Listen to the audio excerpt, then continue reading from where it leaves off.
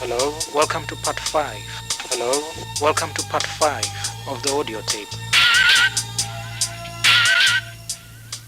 Popular media often provide exciting teaching possibilities, but textbooks remain the primary learning resource in classrooms throughout the world. However, their reputation has become tarnished in South Africa in recent times.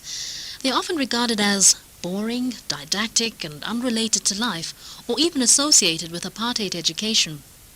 But is this always a fair criticism? Are teachers making their own lives difficult and perhaps depriving learners by ignoring textbooks?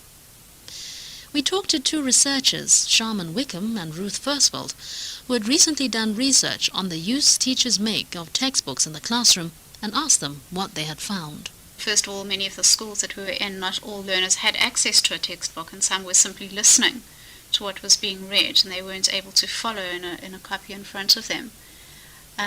But for many of the learners, it was an extremely boring exercise simply to sit there and have a teacher sort of plod through the text in front and now and again explain a word or ask for an explanation from the class. And what do you think of the idea that teachers should make their own materials rather than rely on textbooks? I think the problem with the teacher just developing her own materials is that it's still the teacher's voice coming through. So in fact, the learners are getting less access to different points of view than if they have a book coming in, or preferably more than a book, texts coming in, and are actually getting different points of view and different voices. What do you look for in a good textbook? What criteria should schools and teachers use when they select textbooks? I think when one selects a textbook, it's important to ask what is the writer's attitude to the learner and, in fact, to learning.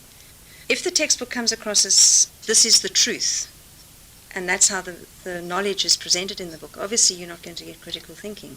So you need to select a textbook which actually sees knowledge as problematic, sees knowledge as something that you need to discuss and contest and debate, and that this is another voice we're adding to the classroom. It's not the voice. One thing is to look through it and to look at the different kinds of learning opportunities that the book provides, because nobody learns in one way.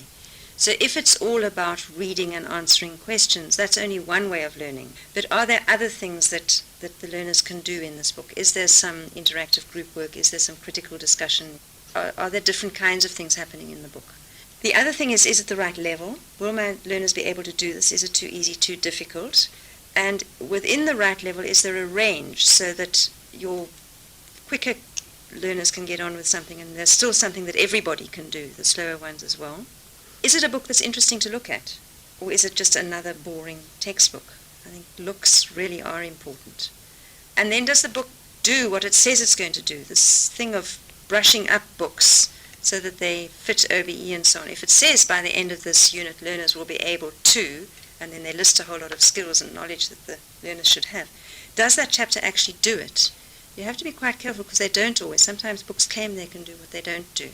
Are there good assessment activities? Are there guidelines for the teacher on how she could assess those particular activities, what to look for in the way the children are working and what they're producing, so that you can actually come up with a profile of learner improvement? The good textbooks, I think it's also worth mentioning that you can put a good textbook in a poor teacher's class and it will be used badly.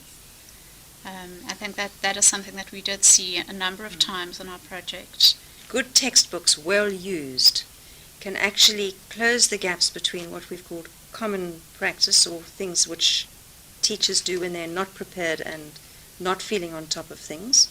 They can help you move into what we would call good enough practice, where you're actually teaching what you want to teach. You've got your objectives, you know what you want to teach, and this particular book can help you to do that, to something which actually takes you beyond that and teaches the teacher new things about methodology, ways of learning, getting students to interact, getting them to be critical and take their own learning further, not only the teachers but the learners. So for me, a good textbook is one that can actually bridge those gaps and take you to new places where you've never been before. We asked Peter Ranby whether he thought textbooks were an out-of-date learning resource. The era of the textbook is not over, but I think it's changing. I think we don't need every learner in every classroom to have a textbook for every learning area each. So I would suggest that teachers start to see textbooks as being a kind of resource that they can use, along with a whole wealth of other resources. So we might be looking at, say, having 10 textbooks for a particular learning area, which are hauled out when the teacher decides to use them, and maybe they will be worked on with, say, a percentage of the class. So 10 people use those books for perhaps 20 minutes of the lesson, and then we have an activity station or a workstation, and then the learners move on, and another 10 use those textbooks. But in the meantime, they're working with other resources, and these are resources that the teachers either developed or got from various colleagues or from other sources like the internet. But are teachers ready to make the most of this freedom to design their own materials? Some teachers need the surety of a textbook. Okay? And I think there's absolutely no reason why that teacher doesn't perhaps use that textbook for 90% of her lessons, if she's using a good textbook which is geared to the needs of her learner. But I would say she must consider spending that 10% developing her own materials using other sources, whether that be popular media, whether that be other people's lessons that have been trialed and tested in other schools, whatever that may be. Because that 10% is just reducing her reliance on that one resource. And in so doing is perhaps developing important teaching and learning skills which she can incorporate into her style, which will enrich her as a teacher. On the other hand, we may find we've got a teacher who has been teaching for 15 or 20 years, has developed each year skills of developing materials, has attended professional organization support meetings, and has got very involved in new curriculum debates, and is wanting to develop materials himself or herself. And that teacher has got scope in the OBE classroom to develop materials and not to rely on the all-powerful textbook.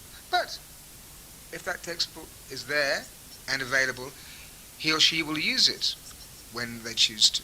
So I think we're actually putting a lot more discretion at the hands of our teacher and saying, look, the textbooks are there, buy them and use them, but think about how you're going to use them rather than just think, well, it's March the 16th, we're all on chapter 9.